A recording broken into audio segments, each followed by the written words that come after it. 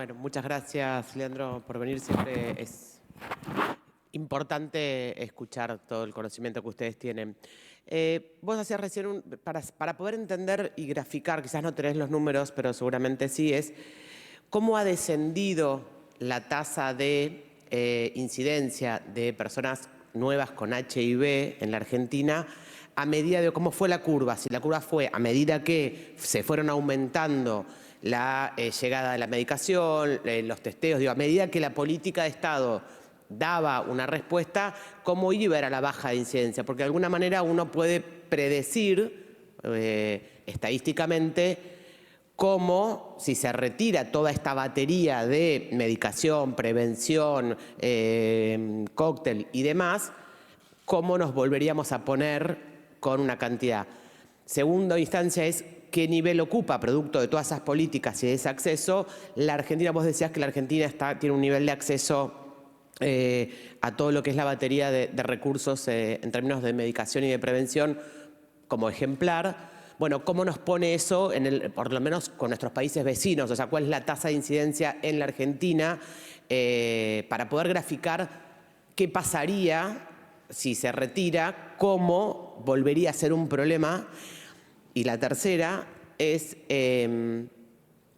cómo prevén o evalúan ustedes que la no vacunación de determinadas enfermedades, estoy yendo al plano de vacunas, estamos escuchando sarampión y demás, qué enfermedades podrían aparecer y los riesgos, o sea, qué enfermedades hoy en la Argentina están casi desaparecidas y si dejamos de vacunar como veníamos vacunando en la historia de la Argentina, qué complicaciones tendría, sobre todo en qué enfermedades ustedes prevén, si pueden hacerlo, que serían las más graves o las más peligrosas, sobre todo por los grupos etarios.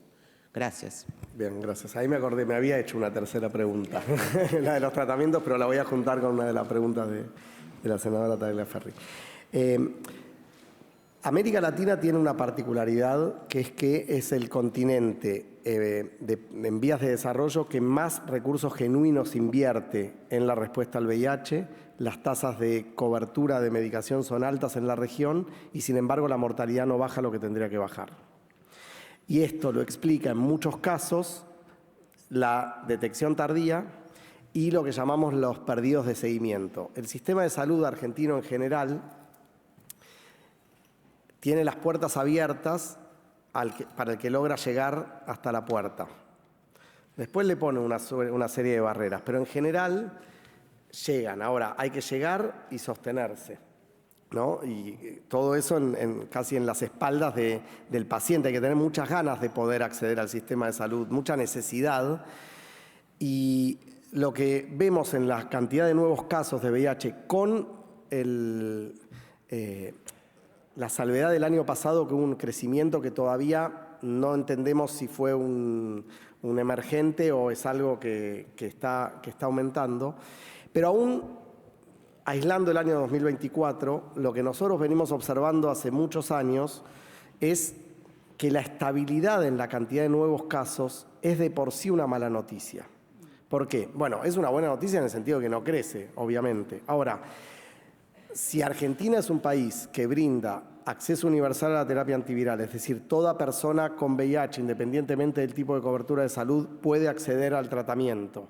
Si sabemos que los tratamientos no solamente protegen la salud individual, sino que evitan la transmisión a otra persona si uno tiene la carga viral indetectable, ¿por qué sigue habiendo 5.000 nuevos casos o 6.000 nuevos casos por año?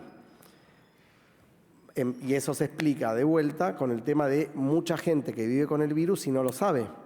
Y está no solamente poniendo en riesgo su salud, sino involuntariamente quizás transmitiendo la infección. Entonces, los números históricos de Argentina es de una estabilidad que preocupa.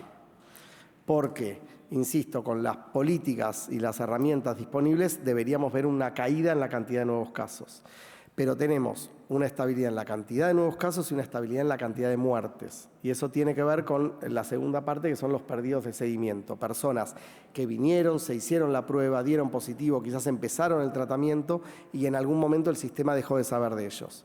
Y es un sistema que proactivamente no busca saber si la persona, porque hay distintas situaciones, ¿no? La persona se puede haber haber conseguido trabajo, por ejemplo, y cambiado de cobertura de salud. Entonces dejó de precisar el sistema público y ahora tiene un sistema de obra social. Se puede haber mudado de provincia, se puede haber mudado de país, puede haber fallecido. Ahora, no sabemos nada y, de vuelta, muchas veces de esas personas volvemos a saber cuando las internamos por guardia. Esa era la primera pregunta. La tercera era de vacunación y la segunda... Ok, no, y para terminar con la pregunta de la senadora Corpacci. En realidad, nosotros tenemos, afortunadamente, en comparación a otras patologías, una baja judicialización en lo que tiene que ver con el VIH, justamente por la claridad que tiene la ley de VIH, ¿no? Sí, muchas obras sociales ponen trabas burocráticas que uno quisiera que no existan. Uno de los servicios gratuitos que brindamos desde Fundación Huésped es un acompañamiento de atención personalizada que acompaña gratuitamente a las personas si tienen algún reclamo administrativo y eventualmente si hay que pasar a la instancia judicial, pero en general desde lo administrativo se resuelve. Lo que sí pasó en relación a la terapia antiviral es que, como yo les contaba, hay distintas opciones de tratamiento y el año pasado observamos que mucha gente cambió de tratamiento no por una recomendación médica, sino por una cuestión administrativa.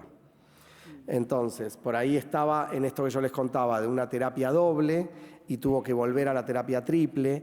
Eso no es una cuestión que ponga en riesgo la salud de la persona, pero la verdad que yo no tengo que tomar la medicación. Y a mí no me cambian la medicación cuando voy al médico, ni siquiera cuando voy al médico, cuando voy a la farmacia del hospital y me dicen vas a dejar de tomar esto y vas a dejar de tomar esto otro. Entonces, esa incertidumbre y esa falta de sensibilidad muchas veces con lo que implica para las personas vivir con VIH, donde el estigma y la discriminación siguen siendo motores fundantes de la epidemia, es un tema que debe pensarse, ¿no? No es lo mismo comprar insumos de librería que comprar medicamentos. Y es esta estabilidad que yo comentaba permite una planificación a mediano plazo que debería tener el país, porque la verdad es que hoy podríamos estar más o menos sabiendo qué medicamentos vamos a necesitar comprar en 2027. Y muchas veces los tiempos de compra del Estado, a pesar de que en valores económicos es el mejor comprador, retrasan esos procesos licitatorios, esas adjudicaciones, etcétera, y terminan generando zozobra que podría evitarse, ¿no? Y en cuanto a vacunas, bueno, lo vemos con sarampión, una enfermedad que estaba eliminada y que empieza a tener distintos brotes. Tenemos ausencia de trasplante hepático por hepatitis A desde hace muchísimos años. Si la vacuna de hepatitis A ha sido un cambio, pero tremendo en lo que implicaba la necesidad del trasplante hepático. Lo vemos mucho con HPV. Argentina fue de los primeros países que empezó a vacunar primero a las niñas nacidas desde el 2000, luego también a los niños nacidos desde 2006. A los 11 años se simplificó el régimen, es una dosis, eso se da con el refuerzo de vacunas de 11 años. Muchas veces buscamos, y creo que es un deseo compartido por todos, tener una vacuna contra el cáncer. Bueno, hay un cáncer que tiene vacuna, ¿no? Que es el cáncer de cuello uterino. Y es la vacuna del HPV. Y sin embargo tenemos una cobertura del 60% en los varones, estos son datos 2023, y del 57% en las niñas. Entonces es fundamental promover la vacunación y ahí de vuelta el sistema educativo y el sistema de salud tienen que dialogar más y mejor. Tenemos por suerte a la enorme mayoría de las chicas y los chicos de 11 años escolarizados. Necesitamos encontrar maneras novedosas de acercar la información, de sacar dudas infundadas sobre la efectividad de las vacunas, porque las consecuencias de la pérdida de cobertura las vamos a ver en la reemergencia de enfermedades que hoy ya no existen, ¿no?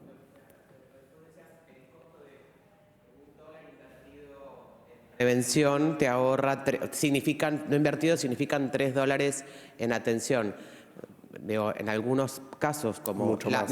la vacuna de hepatitis versus un trasplante hepático. Es mucho más que Digo, eso, por supuesto. O sea, me parece que no hay nada más gráfico para entender lo que significa la inversión en términos de vacunación con hepatitis versus un trasplante hepático. Sin duda. O sea, Sin duda. HPV también, También. que entre un cáncer de cuello y una vacuna hay una gran diferencia. Bueno.